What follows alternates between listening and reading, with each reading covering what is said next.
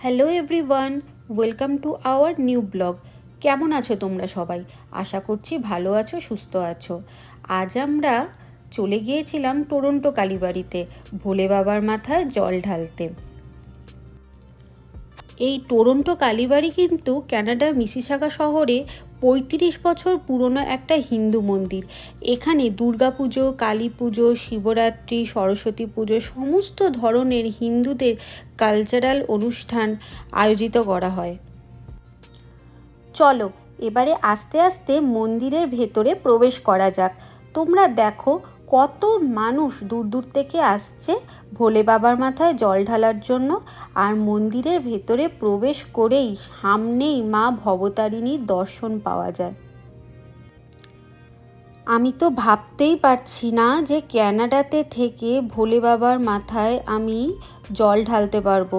এ সব কিছু সম্ভব হয়েছে টরন্টো কালীবাড়ির জন্য। এখানে কিন্তু খুব নিষ্ঠা করে শিবরাত্রি অনুষ্ঠান পালন করা হয়েছে। এই টরন্টো কালীবাড়িতে এলে আমার একটা জিনিস যেটা খুব ভালো লাগে সেটা হচ্ছে প্রচুর বাঙালিদের সঙ্গে আমার দেখা হয়, আর প্রচুর বাংলা ভাষায় কথা শুনতে পারা যায়। আমি নিজেও এখানে এসে বাংলা ভাষায় প্রচুর কথা বলতে পারি। ক্যানাডাতে তো সবসময় ইংরাজিতেই কথা বলতে হয়, এখানে এসে যেন এই বাংলা ভাষার কথাটা আমরা শুনতে পাই। চলো এবারে ভোলে বাবার মাথায় জল ঢালা যাক। একটা জিনিস লক্ষ্য করো, এখানে দুধ, ঘি, দই, মধু এনারা নিজেরাই সমস্ত কিছু ব্যবস্থা করে দিচ্ছে। তোমাকে শুধু ভক্তি ভরে এসে বাবার মাথায় জল ঢালতে হবে। যদি তুমি নিজে দুধ, ঘি, দই, মধু নাও আনো তাতেও কোনো অসুবিধা নেই। এমনকি এনারা বেলপাতা, আকন্দ ফুলেরও ব্যবস্থা করে দিয়েছিলেন।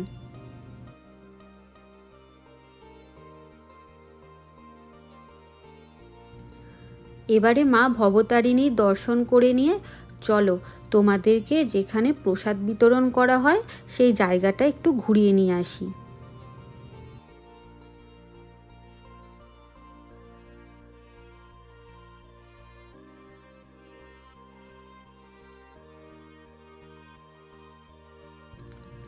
দেখো সবাই কি সুন্দর এখানে হাসি মুখে বসে প্রসাদ গ্রহণ করছে। প্রসাদের জন্য এখানে কত মানুষ লাইন দিয়েছে, আমরাও লাইনে দাঁড়িয়ে পড়েছি। আর একটু পরেই আমরাও প্রসাদ হাতে পেয়ে যাব।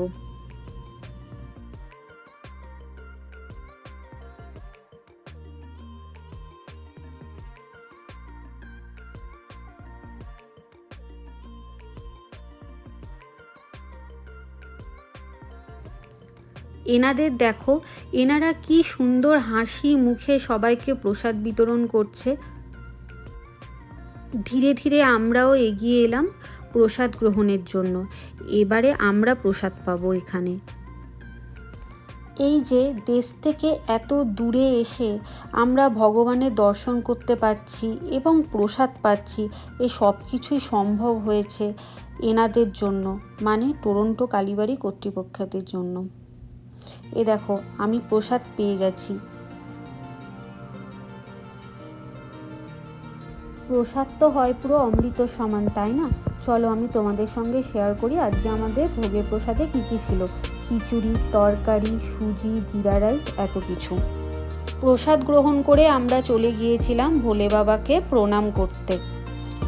আজকের ব্লগটা তাহলে আমি এখানেই এন্ড করছি। দেখা হবে আবার একটা নতুন ব্লগে। যদি আমার ব্লগটা তোমাদের ভালো লেগে থাকে তাহলে লাইক, কমেন্ট, শেয়ার আর সাবস্ক্রাইব করে দিও। ততক্ষণের জন্য বাই।